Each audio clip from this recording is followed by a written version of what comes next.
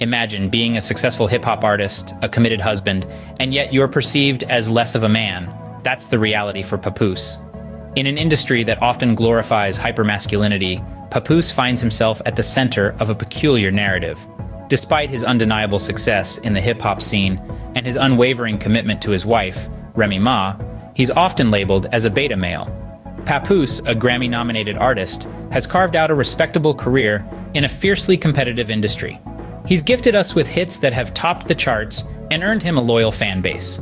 Yet, his professional triumphs are often overshadowed by the perception of him as a beta male, a man who doesn't fit the stereotypical alpha male mold that's prevalent in hip-hop. His relationship with Remy Ma, a powerhouse in her own right, is a testament to his character. This man, who's been by her side through thick and thin, is often ridiculed for his unwavering support for his wife. This support, seen as a sign of weakness by some, is actually a strength. It shows a man who isn't afraid to defy societal norms and expectations. But here's the question we should be asking.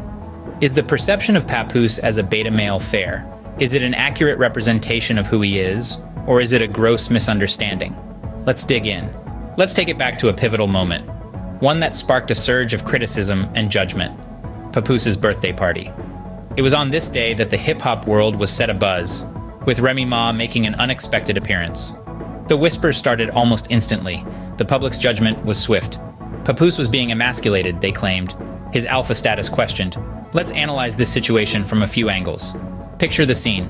It's a man's birthday, his special day, and his partner shows up to celebrate with him. In any other context, wouldn't this be considered a loving gesture? But because we're dealing with the world of hip-hop, where machismo and alpha male status are often given undue importance, the narrative suddenly shifts. Now let's look at it from another perspective. Papoose, a man known for his lyrical prowess and unabashed love for his wife, is suddenly thrust into the limelight, not for his music, but for his personal life. The whispers grow louder, the judgment harsher. He's perceived as a beta male, they say, a man who's lost his power. But who's to say what constitutes power? Is it not powerful to stand by your partner, to show vulnerability, to defy societal norms?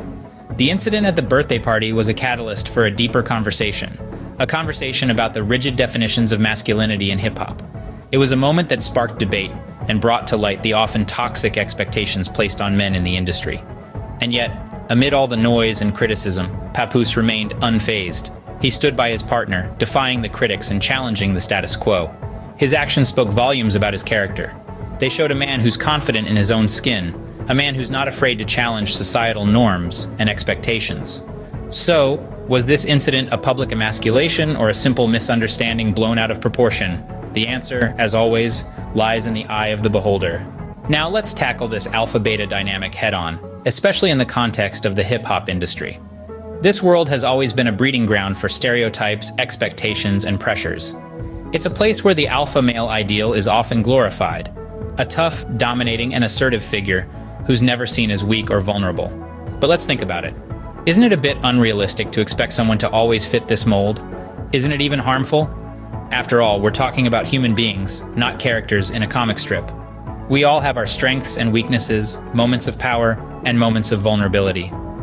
Hip-hop artists, like any other individuals, should be allowed to express a range of emotions and behaviors without being labeled as alpha or beta. These labels, these boxes we put people in, they're often more limiting than defining. So is Papoose a beta male, or is he simply a man refusing to conform to societal expectations?